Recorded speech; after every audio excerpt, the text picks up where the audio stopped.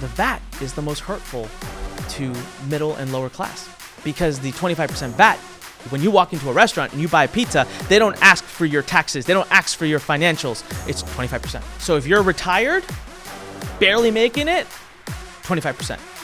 Want to buy a car? 25%. Want to have food? 25%. Want to go grocery shopping? 25%. Want to take a taxi? 25%.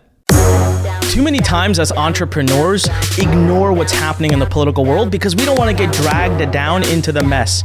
But more today than ever before, we need to have a voice. Otherwise, we're going to be left behind. I started Lurn exactly for this reason. So starting today with Freedom Friday, let me be your voice. What's up, you crazy fighting entrepreneurs? Welcome back to another episode of Freedom Fridays, a series we do as part of the Fighting Entrepreneur. This is your favorite person in the whole wide world, Anik Singal, and I'm back with an analysis of what's happening in our political environment in regards to all the free things we want to offer to everyone. Now, of course, this is purely regarding America, so if you're listening from outside of America, maybe we'll have a fun episode and you'll listen. So listen, I want to be very clear as we start this episode. What I'm about to say or what I'm about to dissect is not party driven. All right. I'm not being a conservative or being a liberal or anti anything. I'm really not. This is a pure, I got really tickled and I got very interested, and I'll give you the background of how I got into this topic. And then I went and did research, and I'm a man that believes you can have as many opinions, thoughts, and beliefs as you want, but numbers never lie.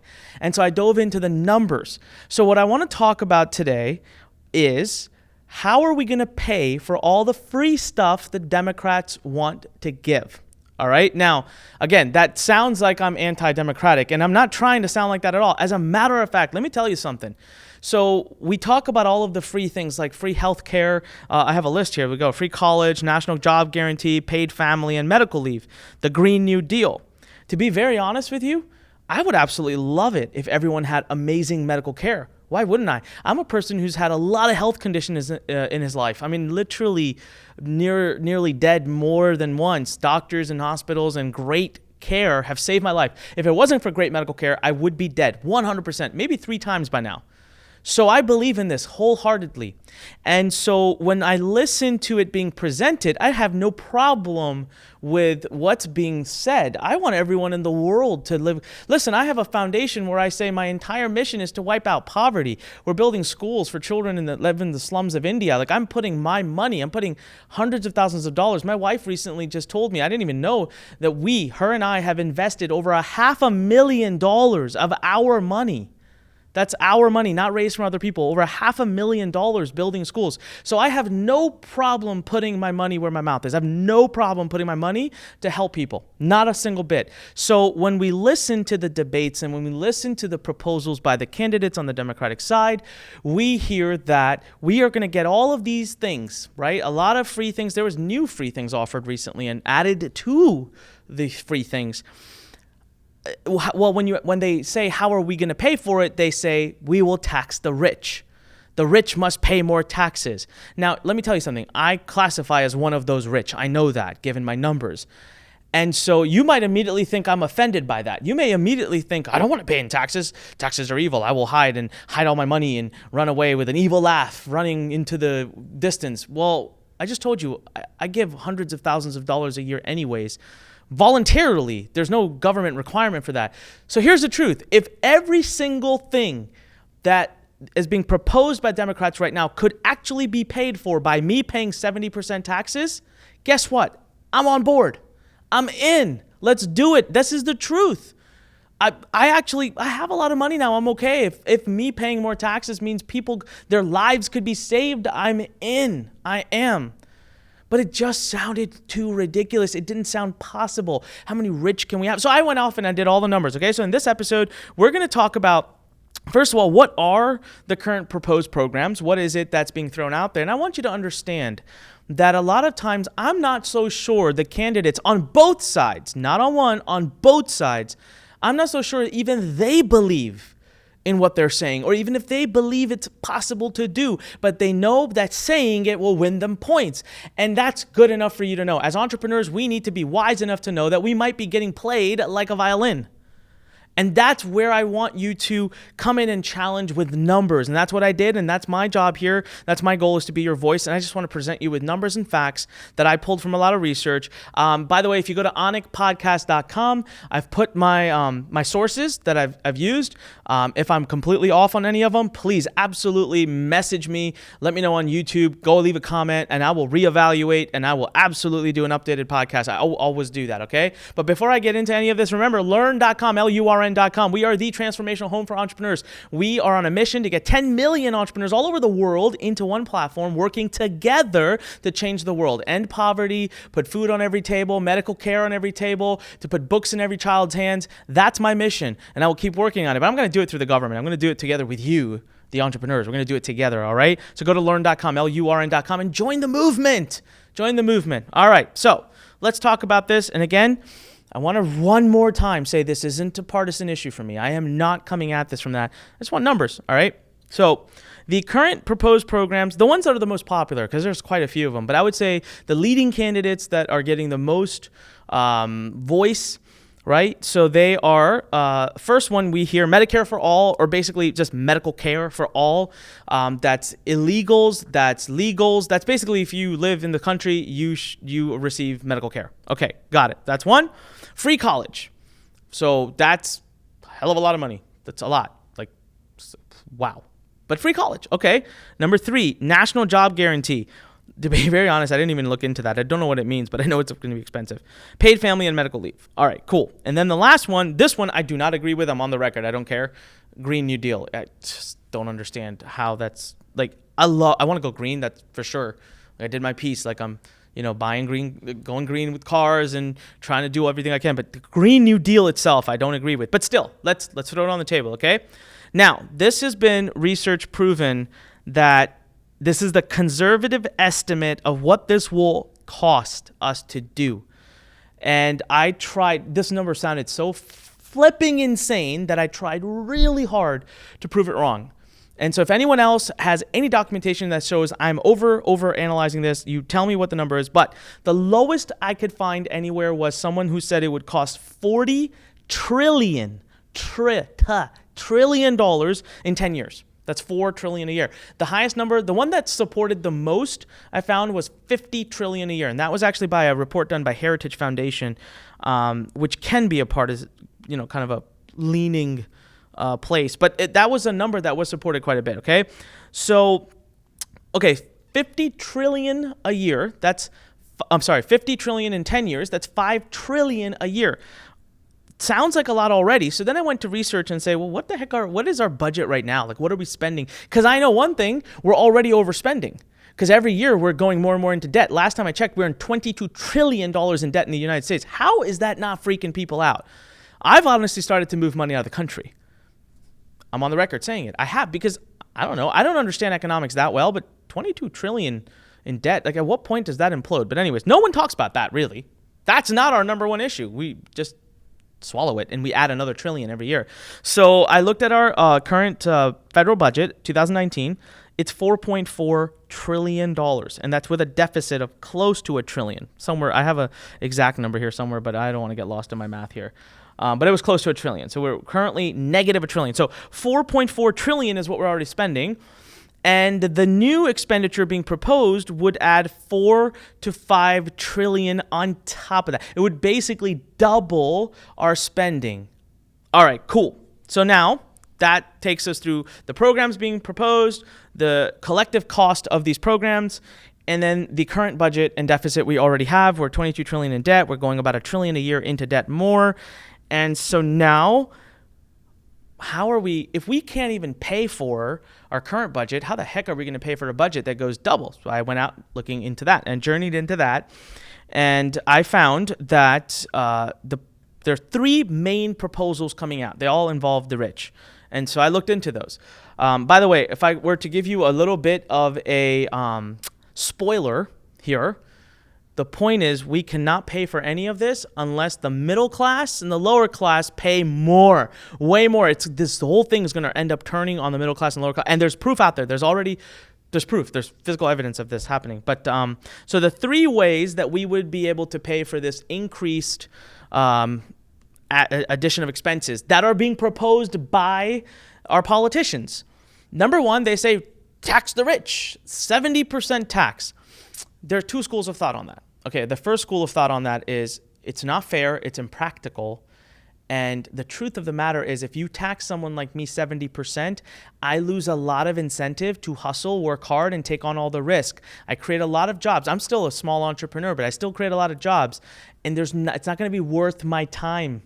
The stress, the risk, the debt, I will pull back. I will make less and be happier because in the end, I'll make the same net. But forget that argument. A lot of economists make that argument. That doesn't seem to do the trick. So the second is a more factual numerical evidence. How much will taxing the rich by 70% actually bring in?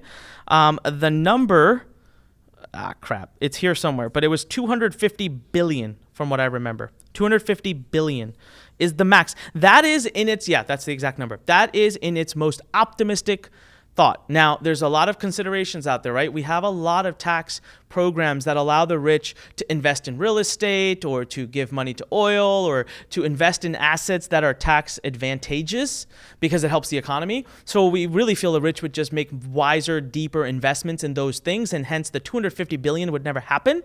But still, let's just say the second tax being proposed, there's three taxes on the rich being proposed that they say will pay for the additional 4 to 5 trillion in additional deficit or initial spend. The second tax is called the wealth tax. That is a straight shot 2 to 4% a year tax on people worth above X amount. So that's like every year you just pay it. It's determined by your net worth. You just pay it. Like it doesn't matter if you lost money, made money, had income. It's the same tax every year on your net worth. Okay, great. I couldn't get the exact number of what they thought that would raise, but it wasn't a whole lot, okay? Because it was only for a certain portion of people. So the third tax being offered was a financial transactional tax. And so that was like on all financial transactions that take place, like the Wall Street, it's called the Wall Street tax also. So when you have like a stock trade or whatever, the government would take 0.1% of the transaction. So from what I read, and I was struggling to get the numbers, but the most widely again accepted number was that in its best case scenario, we would be adding $300 billion a year in revenue. I know it sounds ridiculous because it's like, why are we even talking about this if these are real numbers? But these are real numbers. I mean, guys, 4.4 trillion. How many rich do you really think there are in this country? That's a lot of money. And they're already paying some taxes. You're talking about adding taxes. How could we actually get to this? Is what led me down the journey to begin with, because I was like, man, 4 to 5 trillion. That's a lot of money. Like, do the rich avoid that much in taxes? Like, wow.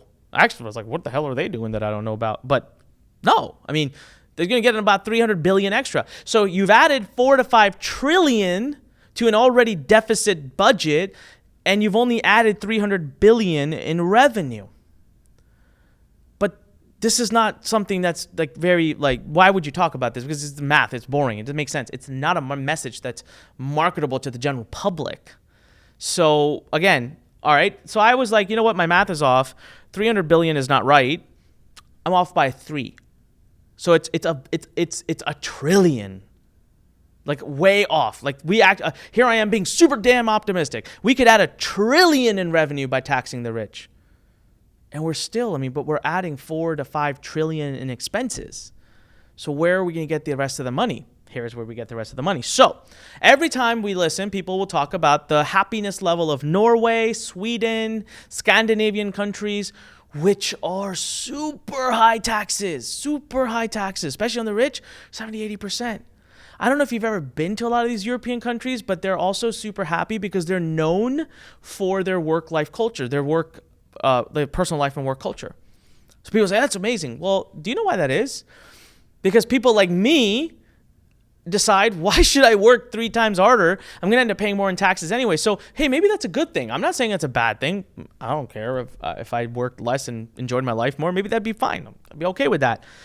But the European tax code, which is what we'd have to get the closest to, it's the only way we actually start to get to the point where we can see trillions of financial raising. So rather than 300 billion, 400 billion, if you do it this way, if you do it the European way, you still don't make the deficit, by the way, but you do get closer. You get like a couple trillion a year coming in or whatever. There is an exact number, and I don't have it, but it'll be in the show notes, okay? But do you know how they tax?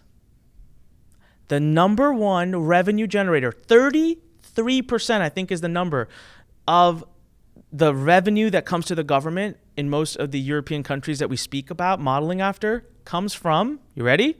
Drum roll. VAT. Comes from value-added taxes. It's basically a glorified way of saying sales tax because they have a sales tax of close to 25%. In our country, sales tax is not federal, it's state level, and usually 5, 6, 7%. Some states have higher, some states, but you're 5, 6, 7, 8%. You're within that range. This is 25% in many, and I know this because I'm telling you, when you go to Europe, so my wife recently visited Europe, and she told me she was in Norway. Now, we're not financially hurting or anything, but she said it was so expensive to go to a restaurant to eat food that her and her friend would actually have second doubts. They didn't want to go out. She said she went to a mall to buy clothes, and she specifically said, nope, no thank you. It was so expensive. They had pizza and 2 drinks at a restaurant. It was $42 US. Joe's shocked. It was $42 US. Because the VAT, the way the VAT works, it's not just at the point of sale to the consumer. It's all along the process. So when the flour was sold, when the sauce was sold, when the meat was sold, when the meat was produced, at every step of the way, there's VAT of 25%. So the cumulative impact is greater. Costs go high. So here's the thing. It does raise a lot of money. But that would have to happen on top of taxing the rich. So if you are rich, you pay 70+% taxes, you pay 2 to 4% wealth tax, plus you pay 20 to 25% VAT. Purvak is shaking his head. What am I left with? 5%? I'm just asking, am I going to take on a $3.6 million debt to build a Lurn center? At that point, does it make any sense when I know my best ROI is going to be, okay, forget that. Forget the rich. Rich will be fine. Rich have money. I get it. I'm totally with you, actually. I don't need a private jet. If me not having a private, I don't have a private jet, by the way, but hopefully one day I would. But I'm ready to sacrifice that. I truly am. If that means that my higher paying taxes gives like thousands of people better lives, it's totally a worthwhile transaction. I completely agree with the other side on this. I completely agree with Democrats on this. But the VAT is the most hurtful to middle and lower class. Because the 25% VAT, when you walk into a restaurant and you buy a pizza, they don't ask for your taxes. They don't ask for your financials. It's 25%. So if you're retired, barely making it, 25%. Want to buy a car? 25%. Want to have food? 25%. Want to go grocery shopping? 25%. Want to take a taxi? 25%. So now, who does most of, if you look at the consumer market of the country, I actually did this math. I was actually really impressed by this math. I was impressed by also kind of disappointed. Now, of course, I cannot find the math. It was a really impressive number. How many people we have in the United States that earn over $10 million a year? It'll be again in the show notes. I'm sorry, guys. Sometimes I have so freaking many notes that I have to figure out how to actually be able to read them when I'm doing an episode with you. It was a little over 3,000, if I remember. So my first takeaway, I found it. It was on the first page. 3,755 Americans earned more than 10 million in salary in 2017. There's 2 points to that. First of all, that's only 3,755 people. That's 0.1% or something of the whole American population. The second part of that, what the hell am I doing, man? 3,755 people made more than $10 million a year. That's pretty cool. But that's the 99.9% of the population. That drives most of the consumer market. And they are the ones who are going to pay the 25% VAT. So the way you make up that cost, the way you make up that differential is through that. So in the end, no one wants to talk about it. First of all, even with that, I don't see how we can make up to $4 to $5 trillion. I think the Green New Deal, by the way, is like a big part of that 50 trillion. It's like a big part. So I was like, all right, I'm just going to write that off. I just think that's maybe that's just like a joke. I don't know, maybe someone woke up and we're playing a prank. So we're going to get rid of the Green New Deal. We push it aside. At least big parts of it. There's certain parts I love, but most of it, it's like, what the heck? So that cuts, let's say that cut the deficit that cut the 50 trillion by a lot. So then we get closer and you're like, okay, a VAT could, but guys, it'll kill the economy. It'll destroy us. that kind of high wealth tax attached to a 25, that's in some states that would be 5x increase in our sales tax. The consumer market in this country, in the United States, is its superpower. That's why we have an economy that's doing so well, is because we buy a lot of stuff. You will stop. People won't be able to afford it. And you're going to have a whole nother problem. And innovation will go away because you're taxing the wealthy like crazy. Jobs will start to go away. Cost of everything will go through the roof. It will implode. Now, I hope I've missed something. I'm totally open to it. If I've missed something, come on over to YouTube. Tell me. Post stuff. I'm posting all my notes here. Everything. This document, all right? This document, guys. And I want this entire document posted on the show notes. I want you guys to go look through it. This is all the resources, all the links. So these are the facts. I'm not making a political statement. I said I really would love to pay more if that meant people can have a better life. I just want everyone to understand, guys, sometimes it sounds really good when you're listening to someone and it's a great applause and it's a great, yeah, let's do it. Just please take a step back, entrepreneurs. Ask yourself a question, because if a lot of these things start to happen, it's going to impact us first, because we won't have the money to innovate. We won't have the money to create these things, and it won't even be worth it. It won't be worth the risk we take. So that's what I wanted to talk about today on Freedom Friday. I don't have any opinion. I just want to say, how are we going to pay for it? And I want you to ask the question. So next time you're in a town hall and someone says this to you, oh, we're going to have all this. I want you to stand up and I want you to say, no, don't just tell me we're going to tax the rich. Give me the numbers. Show me your economic analysis. Show me the economist you talked to that said that this particular way of taxing will pay for the things that you're planning on adding to the economy. And there you have it. That's my thoughts. That's what I think. Would love to talk to you. AnikPodcast.com for the show notes. AnikPodcast.com to download these show notes and leave us a review. Love to hear what you think. Head over to YouTube. And if you're watching this on YouTube, make sure you click subscribe, click the thumbs up icon, click the bell icon. All my videos make it out to you. Leave me a comment. I read them all. Can't wait to hear more from you. This is Anik Singal here at Lurn.com, Lurn.com, on our mission to getting 10 million entrepreneurs in our platform and changing their lives. Come join us in this movement that we're having, Lurn.com. Again, this is Anik reminding you, when life pushes you, stand straight, smile, and push it the heck back. Until next time, fighting entrepreneurs, I wish you the very best. Go out there, fight for your dreams. I'll see you in the next episode. Thanks for listening to The Fighting Entrepreneur with your host, Anik Singal.